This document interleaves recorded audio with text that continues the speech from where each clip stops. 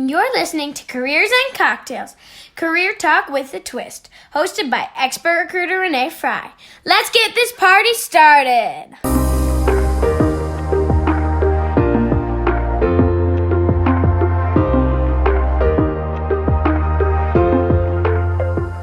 Hey party people, welcome back to Careers and Cocktails.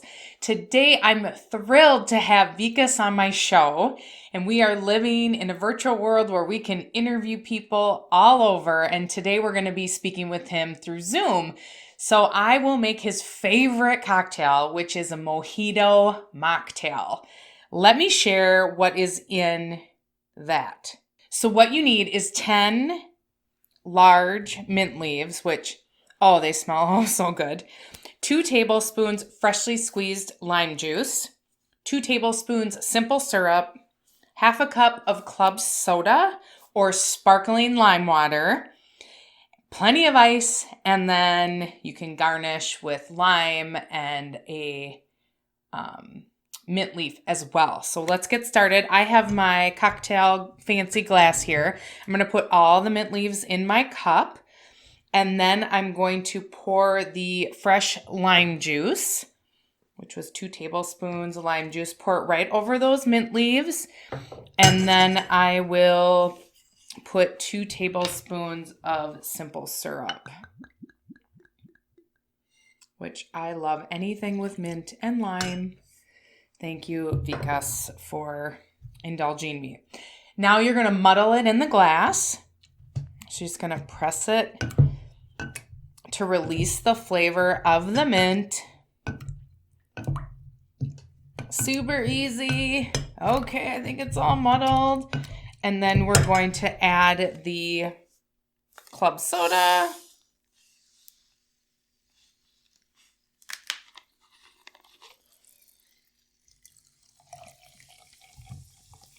Yeah, maybe I should have put it directly in my glass, but whatever.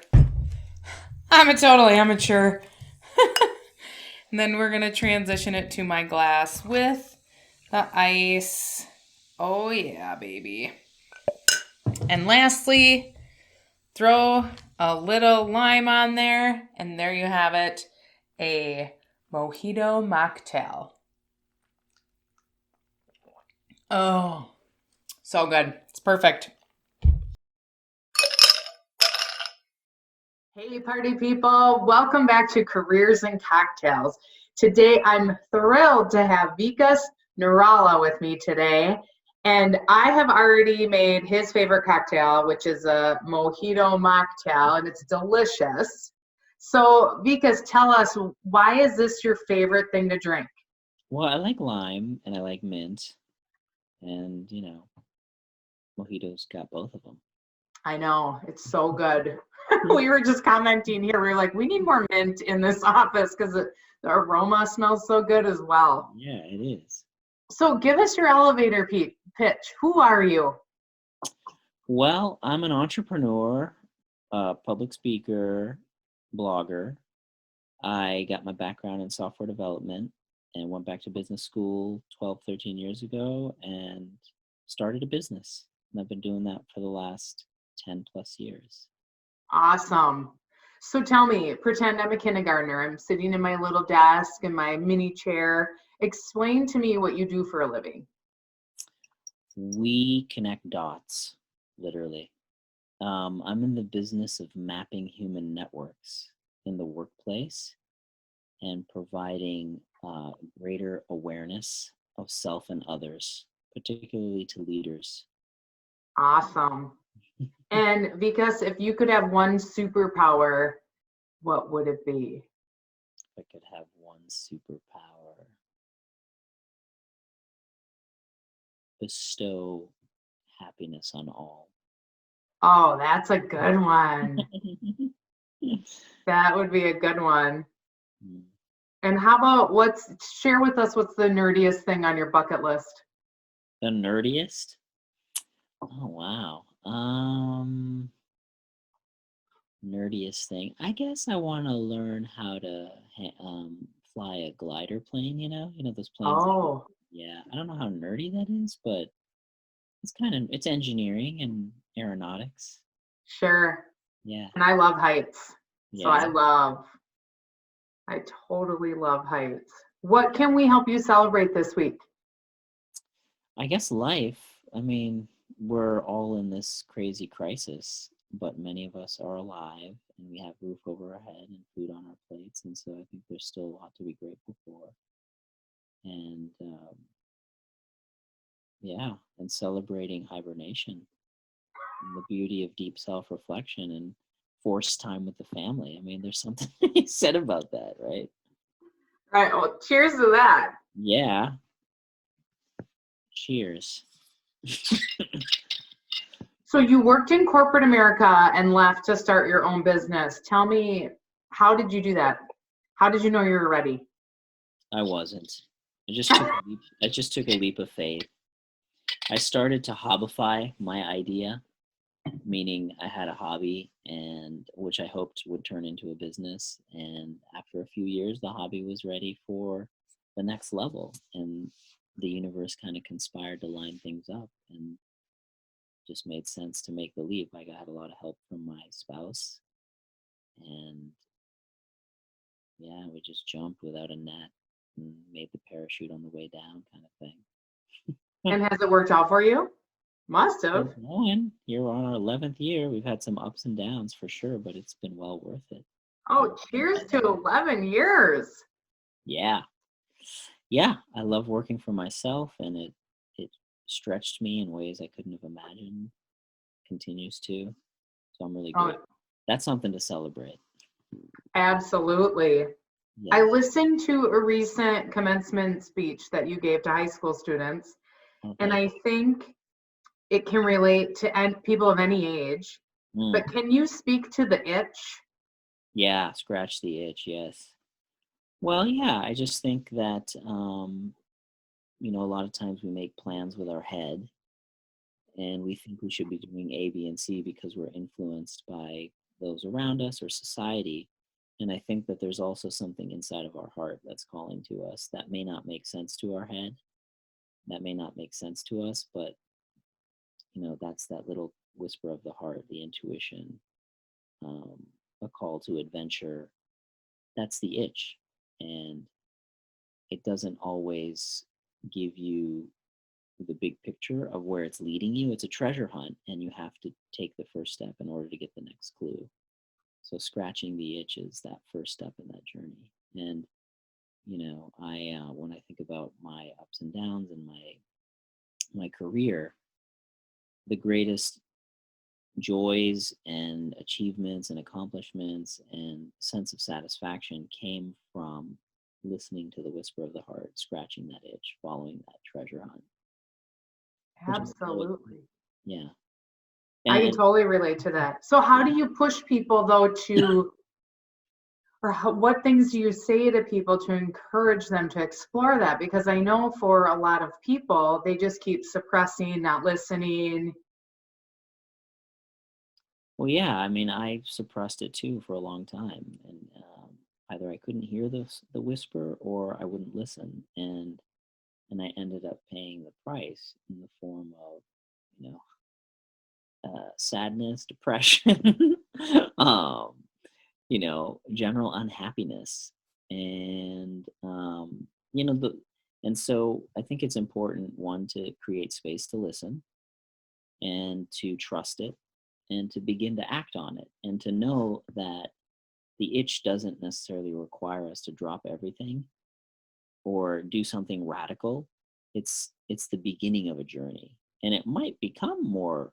You might have to take larger leaps of faith down the road, but it doesn't have to start out that way. Like my business started as a hobby. I still was working, but on the weekends and at nights I was working on this itch, scratching this itch. But that was sowing the seeds for a bigger harvest down the road. And a lot of times people don't even I was like this too, but a lot of people I talk to will say I have this itch, but they don't even begin because they've already decided in their head why it's not an important thing to do or why it's not going to amount to anything. But how do you know it's not going to amount to anything unless you take the first step? Right. And so many times, myself included, have have talked ourselves out of following the most enthralling, exciting, enriching journey of our lives by discounting the whisper and not even beginning, ending before, and like not even beginning the journey yet, because the mind and the inner critic is like, that doesn't make any sense, or that's not going to amount to anything, or that's not going to make me any money, or enter excuse here, right? Right. But the whisper is our inner intuition. It's that inner divine spark that's asking us to step into something bigger than ourselves. So you said to take time or set time aside for that. How do you encourage people to do that, Vikas? I think everyone has their thing that gets them into the zone. Like for some people it might be running, for some people it might be doing art, for some people it might be going for a walk in the woods, for others it might be mindfulness or meditation. I think the whisper is leading us into vistas of joy. And we live in a world where joy is suppressed, masochism is encouraged and celebrated. It doesn't have to be that way. And so I think when we focus on healthy joy, like things that really fill us up, whatever it might be, that will naturally create space and place for us to hear the whisper and to step into the journey of the heart. Because the heart is all about love and joy. Right. Dance. You know what I mean? Okay, so then you hear the whisper, you take time, you hear the whisper, and then you get scared. Oh yeah, lots of scare. How do you push through that? I mean, I think the reason the heart doesn't give us the full picture is because it is scary. If we knew all the steps and what we were going to go through, we wouldn't begin. So Right. it gives us just the itch, like here, just this one crumb, this first step in the treasure hunt. So I think it's important to take that first step, scratch the itch, and then wait patiently for the next directive. And what I found is that as I started to trust the heart, trust the whisper, and act on it, there was always a directive that came. Like it was clear what the next step was. Then I had to decide, am I going to take that step or not? Mm-hmm. The more I trusted and the more I acted, the more my world opened up. It was as if the universe was designing a journey specifically for my own growth and development and for the realization of my own potential and how my gifts could best be served in the world, and for helping others too. It's not a wholly selfish journey. Mm-hmm. That's so incredible. You're totally speaking my language. Amen. Hallelujah. Yeah, I'm the same. Yeah, So let's talk about connections and relationships. This is a topic you did on TEDx and a topic I speak frequently about with job seekers and hiring leaders. Can you share your insights on connections and relationships and what our listeners need to know? Sure. Well, I mean, I just think that connections and networks are everything. All opportunity happens through connection. Mm-hmm. And I learned that kind of the hard way as I went out on my own and looking for business. And I didn't have much of a network. And I didn't know what I was doing. But I knew I needed to sell to people. And I tried to find my target audience. And I pitched them my stuff. And I called the people in my network that I thought were my target customers. But after I didn't sell anything and exhausted those connections, I was like, now what? I got to go find customers that I don't know, right? And what I found after fumbling through the networking process is that many of my early deals were landed in very unexpected ways. They were happening through connections. Like I'd meet someone and they'd be like, oh, I don't want your stuff, but you might want to meet so-and-so. Like, I don't know why I'm meeting this person. They're not my target customer, but two things happened. One, I really enjoyed meeting that human being, and they connected me to someone who connected me to someone who connected me to someone that landed me an opportunity, whether it was a project or a speaking gig or a podcast opportunity or whatever. And so I was like, hey, it doesn't really matter who I meet with. I just have to connect with people. And as I connected with people, I got less interested I got less interested in selling and more interested in getting to know them genuinely. And in that process, like my life just exploded with enrichment and joy because my conversations were deeper and more interesting. I was learning about people's stories and lives. And I was like, wow, like this is living, I get to meet people. It leads to business and opportunity.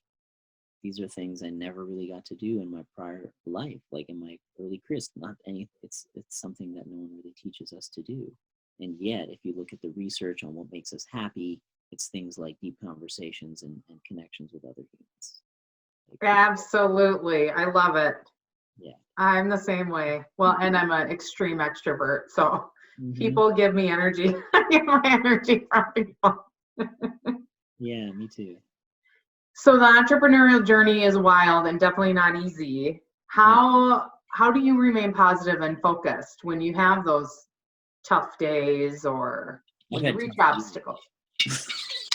I've had tough years. Forget about tough days. I love your honesty.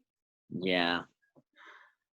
As an entrepreneur, I mean, it's impossible not to have tough years. I think the longer you're in it, you're going to have tough years. The shorter period, you're going to have tough days and weeks and months. But yeah, how do I stay positive?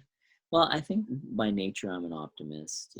I'm a positive. I generally like to see like the glass half full. And I think a lot of entrepreneurs are wired that way. Like if you have a pessimistic attitude, you're probably not going to get into entrepreneurship, right? So I think part of it is we're wired that way, to focus on like things are going to get better. I see opportunity for this. This is going to be huge, When things aren't going my way, which I've had several times over the last 10 years where things just didn't work the way I'd expected, or I had really a great year followed by a tough year. And I was like, oh my God, how am I going to get through this? I don't know, just a lot of like, I think having a spiritual foundation has really helped, feeling connection to a higher power.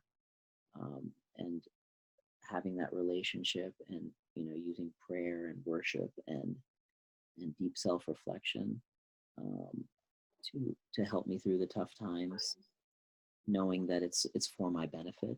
If you're going through a tough time, it's really hard to see how that's benefiting you or me, but as I've trusted and moved through the difficulties and I look back, I'm like, oh yeah, all these amazing things happen because of the tough time that wouldn't have happened otherwise. So as I've gotten older and lived through this journey more, I've started to step into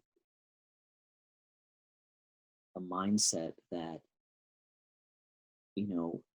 to do the work with joy and not get too attached to whether you fail or succeed, because you can't have one without the other. Right. And so I like that a lot.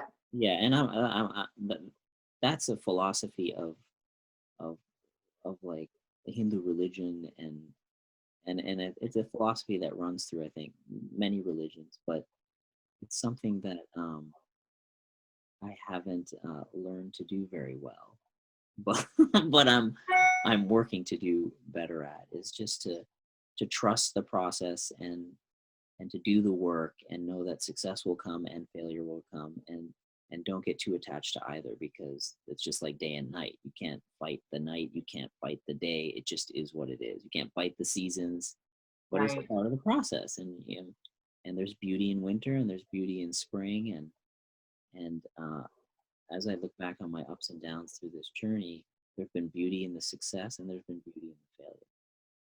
Absolutely. I've done a lot of that in the past, I would say 2 years, really just seeing things that pop up as just, it's a circumstance that I need to get through. And then I will continue, I will prevail. And it might be frustrating, I might be emotional, but once I step through the circumstance and I continue on my path, there are great things on the other side.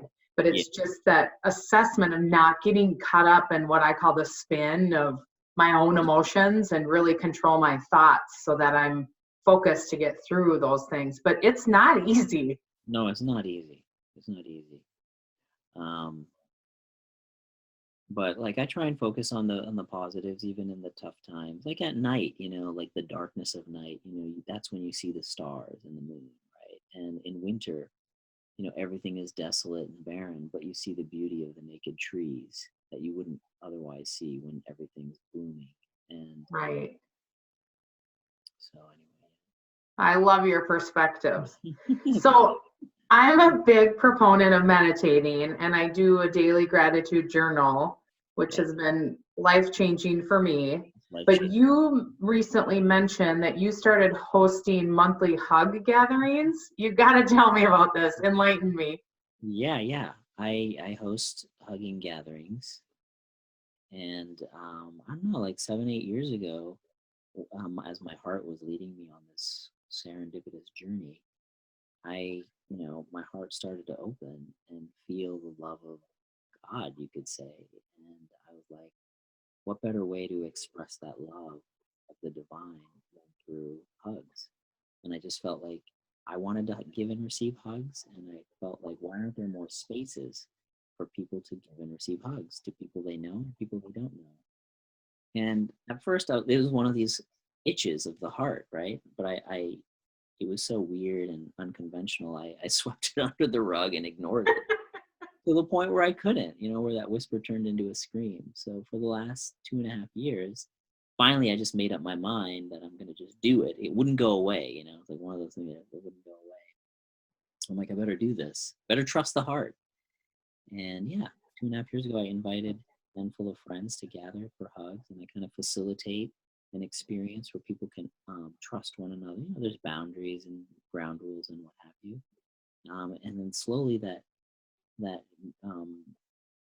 this gathering has been growing through just word of mouth and friends of friends, and it's been lovely. I've met a lot of cool people and sort of people who are really into giving and receiving love through hugs, and I've held some weekend retreats around it as well.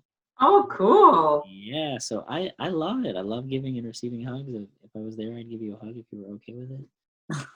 I'm always okay with hugs. But yeah, I think it's a powerful meditation. I think it's a vehicle for a deep connection, and we need touch. We know touch is important, and we don't have enough of it in our world, especially I think in Western society. Right. Isn't that fascinating? Mm. It's so fascinating how culturally we're different around the world. Yeah, just I love human beings, and I'm fascinated with people. Yeah. Vikas, you speak to large audiences very frequently. Have you always been comfortable doing that? From a young age, I did enjoy getting up in front of people and talking. I wasn't always super comfortable. Like it always would make me nervous a little bit. But if there was something I was really passionate about and that I really believed in, I found it always much more easy to get up in front of people and talk because I'm speaking from my heart. Mm-hmm. But I've had times where I was not comfortable speaking, usually because I wasn't. I was kind of forced into it and was talking on a topic that didn't light me up, like when I worked in corporate or what have you. And Shocking. yeah, but generally, once I became an entrepreneur and I got to kind of talk about what I felt like talking about, then I got more comfortable with speaking. But I've had failures on the stage, I mean, and I've had successes. So it's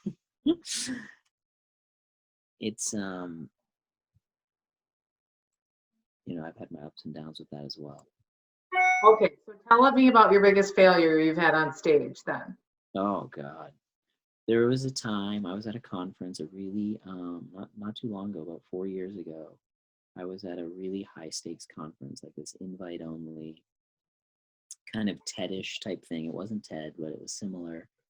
And I was the last speaker. They wanted me to speak because they knew my content. And there were some amazing speakers, really high profile people. And I was going to be the ending keynote, if you would. Mm-hmm. And I was so touched and moved by all the speeches that preceded me that I decided to scrap the talk that I was planning to do because it just seemed so inadequate in following these other talks. Yeah. And so I decided to kind of wing it and speak from my heart and kind of talk about something that I wasn't planning to talk about. And I got up there and started off really strong and then cratered midway through my talk, like froze. It was like the freeze, fight or flight. I like froze, I blanked, and I couldn't recover. And it was like the most humiliating and embarrassing speaking, let alone speaking experience. It was the most embarrassing, like terrifying and ego crushing experience I've ever had. Because Oh my gosh. yeah, it was so bad. It was so bad. I was like devastated for like months afterwards. My ego was so wounded. Oh my gosh. Yeah.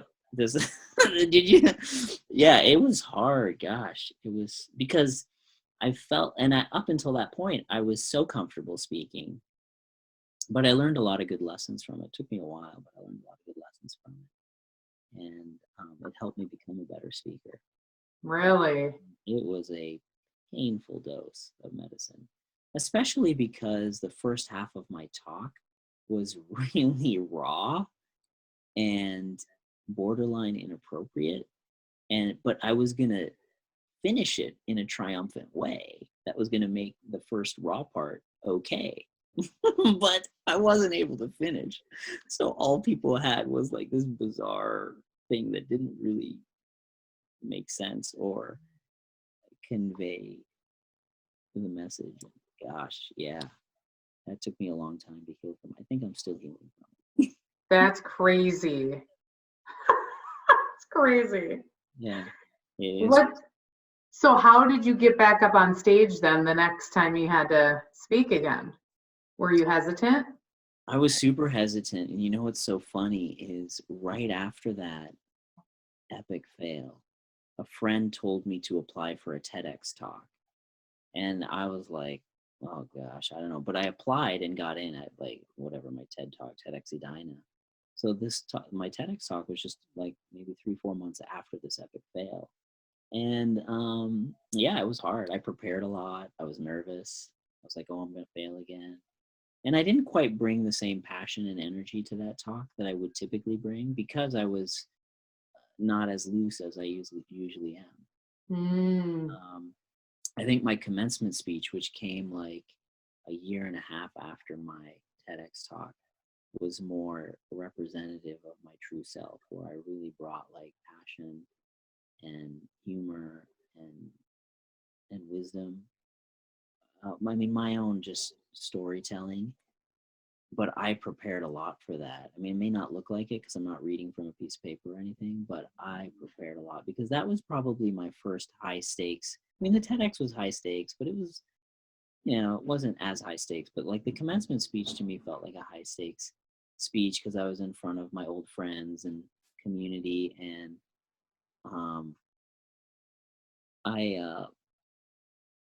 I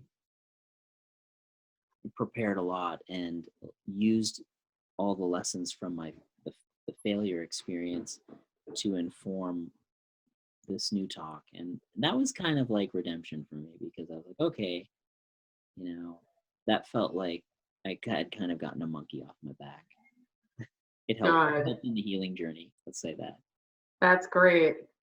What's the best advice you've ever been given? There's a quote by, I think it's Howard Thurman. It's pretty popular. People share it. And it's a quote that really rings true to me. And it says something like, don't ask what the world needs. Ask what makes you come alive and go do it. Because what the world needs is more people who come alive. I think that to me is how I've attempted to live my life in the last 10 years. And says it all. Yeah, it does. I'm gonna have to look up that quote. I don't know if I've You haven't ever heard it. Yeah, I don't know, but it sounds like right up my alley. Yeah. So what's some of the best advice you can give to our listeners? Yeah, I think it's the same thing. There's different ways of saying the same thing, whether it's scratch the itch, follow your heart, go do what makes you come alive, follow the love. It's all like the same thing said in different ways. Trust your heart, listen to your heart, open your heart to possibility.